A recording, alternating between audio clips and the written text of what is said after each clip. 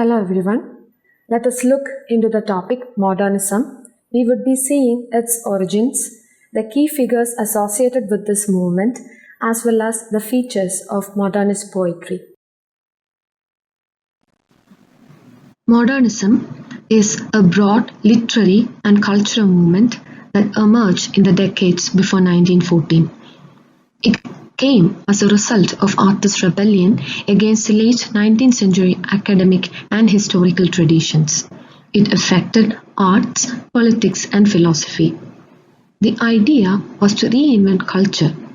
Modernists believed that they were moving in a new direction, breaking away from tradition. The precursors of this movement include anti-rationalism, Darwinism, symbolism, and impressionism. The historical factors that shaped modernism includes urbanization and World War I. Key figures associated with modernism are William Faulkner, Scott Fitzgerald, Gertrude Stein, D.H. Lawrence, T.S. Eliot, James Joyce, W.B. Yeats, Virginia Woolf, Dorothy Richardson, Edith Sitwell, and E.M. Forster. Modern writers and artists drew their inspiration from the following people: Sigmund Freud and his conception of the human mind, Karl Marx's theories about society, economics, and politics collectively understood as Marxism, Charles Darwin's theory of evolution, which undermined religious certainty and the idea of human uniqueness, Friedrich Nietzsche, who expanded the philosophy of nihilism, which suggests the denial or lack of belief towards the repeatedly meaningful aspects of life. And finally, Albert Einstein's theory of relativity.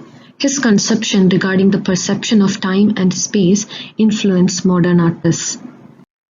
The features of modernist literature includes emphasis on subjectivity. It focuses on how the individual perceives the world.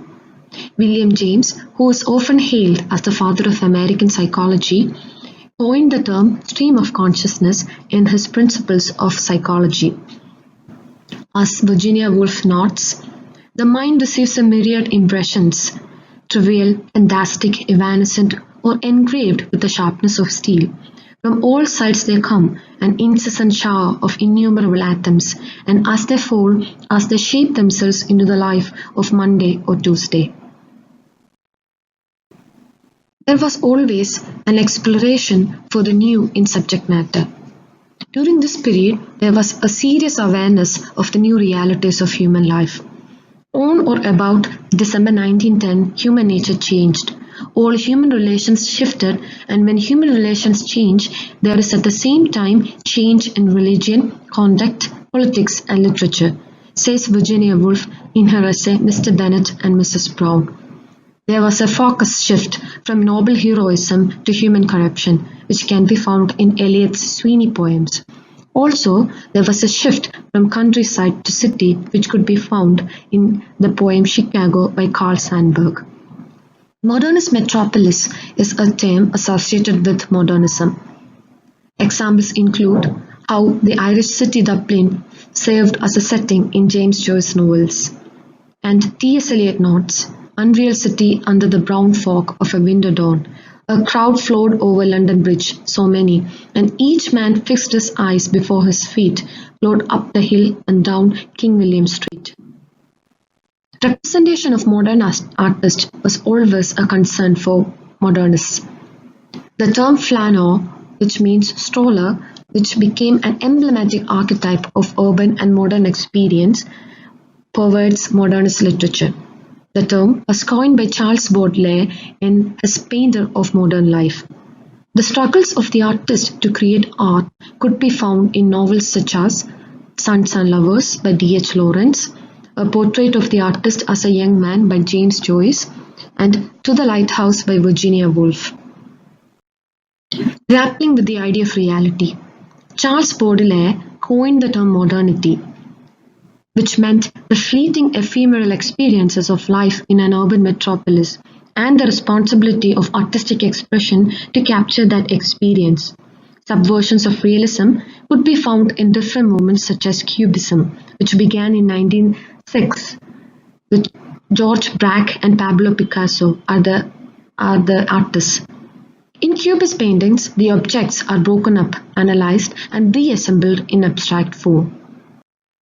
Surrealism was a revolt against all restraints on free creativity such as logical reason and standard morality.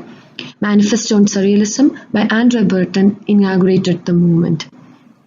Dadaism emerged in 1916 out of the disgust and brutality of World War. It aimed to engender negative art that would destroy the false values of modern bourgeois society.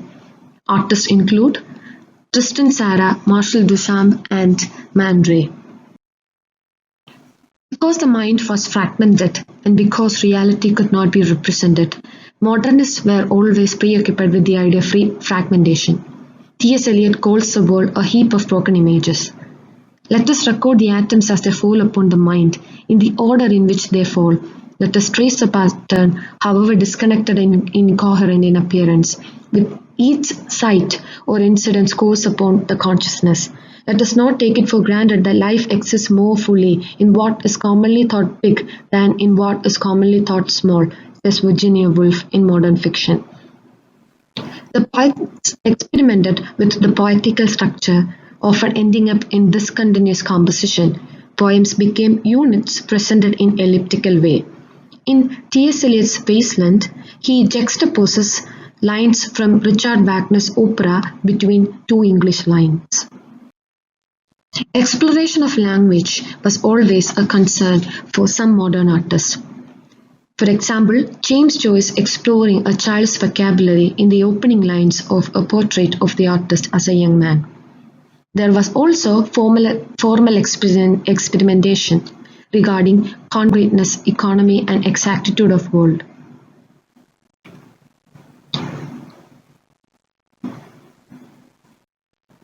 They also experimented with the structure of the poem. They encouraged the use of free verse, hoping to make the poem, the language of the poetry, sound more natural like the spoken language. There were also a concern for pessimistic themes such as bleakness, darkness, and alienation. The lack of morality and faith was explored by T.S. Eliot in the poem The Wasteland. A rat crept softly through the vegetation, dragging its slimy belly on the bank, while I was fishing in the dull canal on a winter evening round behind the gas house. But at my back from time to time I hear the sounds of horns and motors, which shall bring Sweeney to Mrs. Porter in the spring. Oh, the moon shone bright on Mrs. Porter and her daughter. They washed their feet in soda water. For some people, modernism meant the end of the world. This particular apocalyptic vision could be seen in the poem Second Coming by W.B. Yeats.